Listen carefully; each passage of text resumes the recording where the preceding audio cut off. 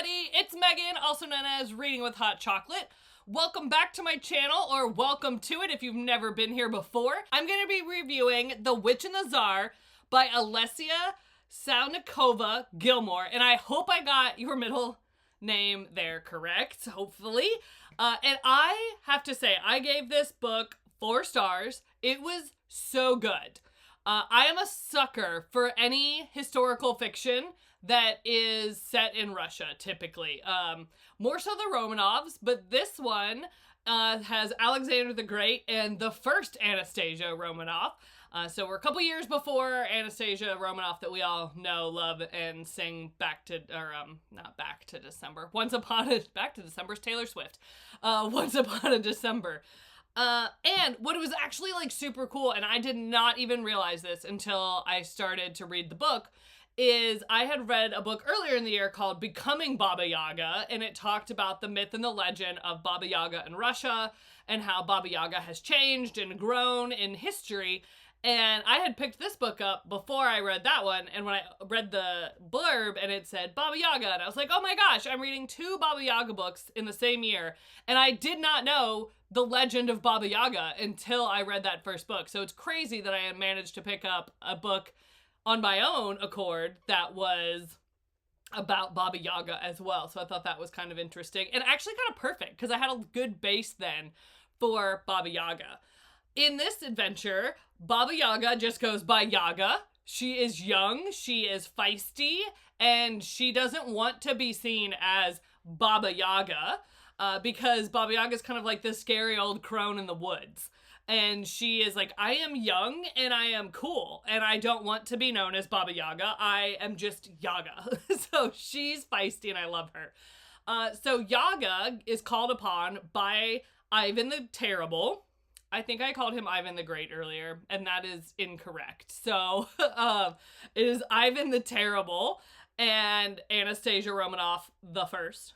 And she's summoned, Baba Yaga, or Yaga, is summoned by Ivan because Anastasia is ill. And he's pretty sure she's being poisoned. Yaga is like, yeah, dude, she's being poisoned 100%, but I can do some magic things with herbs and I can make it better and pull the poison out and cure her. So Anastasia comes to Yaga, she cures her, and she's like, I really should come back with you to the Kremlin because whoever is there is going to continue to poison you. And Anastasia's like, no, it's fine. And then she goes back to the Kremlin, and very quickly, Ivan the Terrible, who's not Ivan the Terrible yet, he gets there.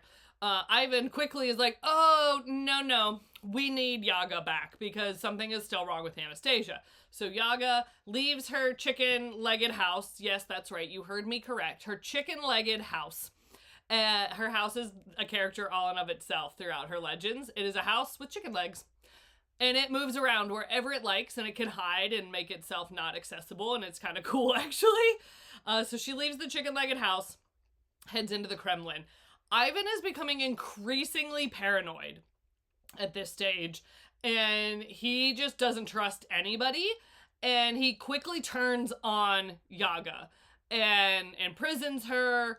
I'm going to give spoilers because I feel like I can. If you don't want to know spoilers, skip through for a few bits. And Anastasia dies. This is a historical fiction, so some of this is not a spoiler, I guess, really. Anastasia dies, and the king or the Tsar, I keep trying to call him the king. The Tsar decides that Yaga was actually the one poisoning her and that she needs imprisoned, and so she is. And then they have to get her out of prison because, people know, like, they need Yaga. The things are not right in the realm, and they need Yaga to be able to fix those things. So while she's there, one of her biggest adversaries is actually an old friend that may have had benefits because Yaga is immortal and Koshe? I'm gonna say Koshe. That's probably not right either. Koshe is an old-time friend, and they go way, way back to even before Ivan and Anastasia. And he is using his immortal powers for evil, basically, and interfering with human politics because he can. Because he lives forever and he can play the long game. But you don't learn that till later on. And he, I do think he loves Yaga. I just don't think he knows how to love Yaga. And they kind of have a back and forth where you're like, ooh, are they going to get back together? Are they going to save each other? Like, what's the deal? But no, I don't like him. I don't like him very much at all. And that's okay. So after Yaga escapes from the Kremlin and from the palace, she wasn't actually at the Kremlin. She was at one of the other palaces, I believe. She escapes and ends up out in the Great White Siberian North, basically, and runs into Dasha. And Dasha starts to teach Yaga how to use her magic. Because Yaga didn't get to learn from her mother all of the things she needed to know about her magic because her mother was killed when she was young. So Dasha's really teaching her how to reach the gods, how to reach the different realms, and to channel her power better to try to save Russia, basically. Because at this point, Ivan is unhinged.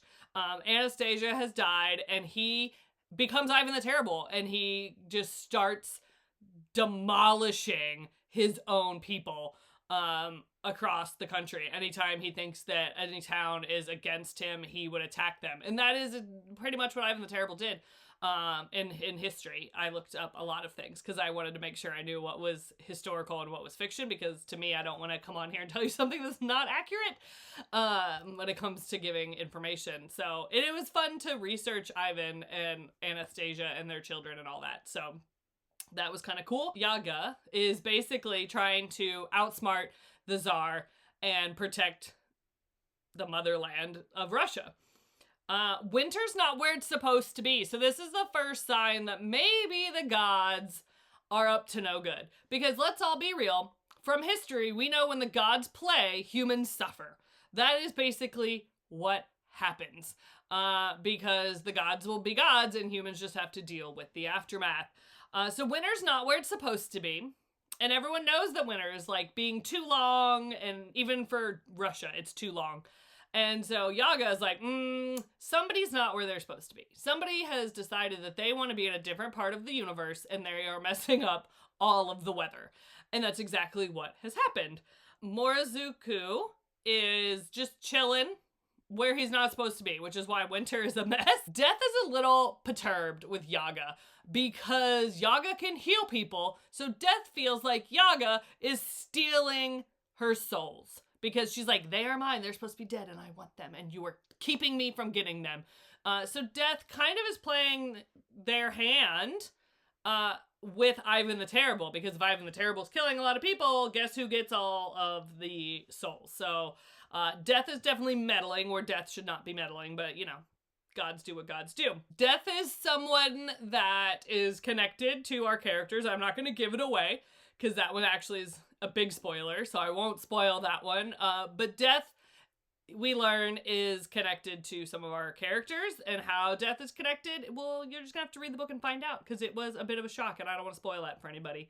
This story has a lot of ups and downs and turns, and it was so fun to read. I loved it. Like I said, I gave it 4 stars.